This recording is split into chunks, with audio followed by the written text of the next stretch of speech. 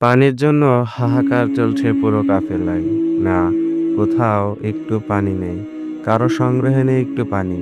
এমনিতেই রহমতুল্লিল আলামিন সাল্লাল্লাহু আলাইহি ওয়াসাল্লাম ও সাহাবায়ে কেরাম রাদিয়াল্লাহু আনহুম নিজ আবাসের বাইরে অবস্থান করছেন, আবার সেখানে নেই পানি। এটা কত বড় যন্ত্রণাদায়ক ব্যাপার। তবে সাহাবায়ে কেরাম রাদিয়াল্লাহু আনহুম জানেন, সব সমস্যা সমাধানের জন্য একটি জায়গা আছে, যে জায়গাটি সমগ্র বিশ্ববাসীর জন্য নিরাপদ আশ্রয়। সেই জায়গাটি সবার পরিচিত, সবাই হয়তো জানেন, তারপরও বলছি, সেই জায়গাটি হলেন রহমতুল্লিল আলামিন সাল্লাল্লাহু আলাইহি ওয়াসাল্লাম। রহমতুল্লিল আলামিন সাল্লাল্লাহু আলাইহি ওয়াসাল্লাম ও সাহাবায়ে কেরাম রাদিয়াল্লাহু আনহুম দেশান্তরিত। দীর্ঘ ৬টি বছর তাদের জীবন থেকে অতীত হয়ে গেছে। এ দীর্ঘ সময়ের মধ্যে তারা একটা বারও প্রিয় মাতৃভূমির মুখ দর্শন করতে পারেনি। মহাপবিত্র তীর্থ কাবা শরীফের জিয়ারত তাদের নসিব হয়নি। মাতৃভূমির জন্য কার মন না কাঁদে, কার মনে মমতা নেই তার জন্য।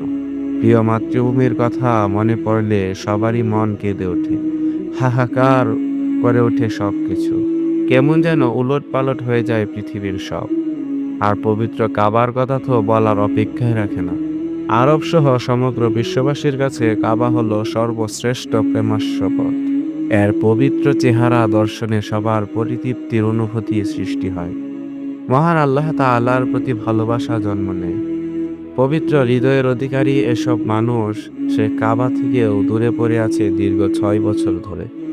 হযরত বিলাল ইবনে রাবাহ রাদিয়াল্লাহু আনহু কি পরিমাণ নির্যাতন নিপীড়নের শিকার হয়ে পবিত্র মক্কা মুকাররমা ত্যাগ করেছিলেন তা সবারই জানা আছে। তারপরও যখন তার প্রিয় মাতৃভূমির কথা মনে পড়ত, তখন তিনি অস্থির হয়ে কাঁদতে আরম্ভ করতেন। উচ্চস্বরে হৃদয়ের মাধুরী মিশিয়ে আবৃত্তি করতেন, আহ, এমন কি দিন আবারও আসবে, যে দিন আমি মক্কার ময়দানে একটি রাত যাপন করতে পারবো এবং স্থির ও জলিল ঘাস আমার পাশে থাকবে। এমন দিনও কি আসবে যেদিন আমি মাজনার জলাশয়ে নামবো আর শামা ও তফিল ঢিলাদয় আমার দৃষ্টিগোচর হবে। মাতৃভূমি মক্কার উন্মুক্ত প্রান্তর, সুবিশাল ময়দান, চরণভূমি, জলাশয় ও পাহাড় পর্বতের দৃশ্য যখন তার মানসপটে ভেসে উঠত, তখনই তিনি আকুল কণ্ঠে কাঁদতে আরম্ভ করতেন।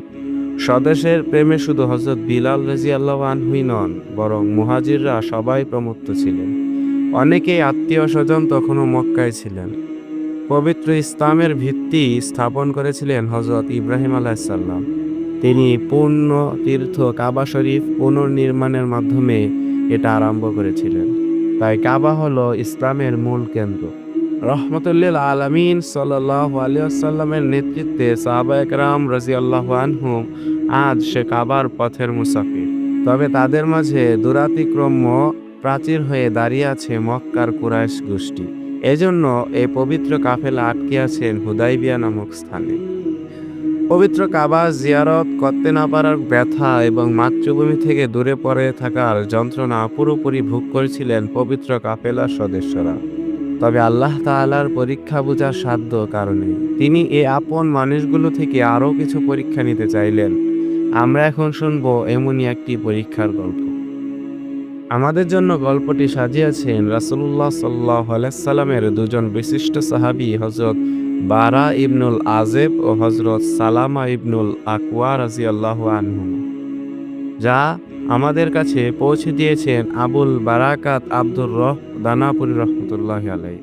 তার সুবিখ্যাত আসাহুস সিয়ার নামক কিতাবে সাহাবাদ্বয় বলেন, হুদাইবিয়ার ময়দানে একবার সাহাবায়ে কেরাম রাদিয়াল্লাহু আনহুম যখন পানির জন্য খুব অস্থির হয়ে পড়লেন, তখন তারা রাসূলুল্লাহ সাল্লাল্লাহু আলাইহি সাল্লামের খেদমতে উপস্থিত হলেন।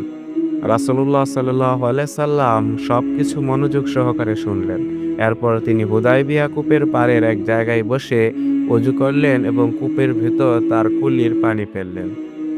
এবার শুরু হলো মহান আল্লাহ রাব্বুল আলামিনের আসল খেলা। কূপে অনেক পানি জমা হয়ে গেল এবং সব মানুষ ও তাদের পশুগুলো পরিতৃপ্তির সাথে পানি পান করল। লক্ষণীয় বিষয়, কুলির পানি কূপে পড়ার সাথে সাথেই পানিতে কূপ ভরে গেল। নিঃসন্দেহে তা ছিল রহমতুল্লিল আলামিন সাল্লাল্লাহু আলাইহি ওয়াসাল্লামের মুজিজা। এই ঘটনা থেকে আমাদের শিক্ষা, সব কাজে আল্লাহ তাআলার পক্ষ থেকে আগত সাহায্যের অপেক্ষা করতে হবে।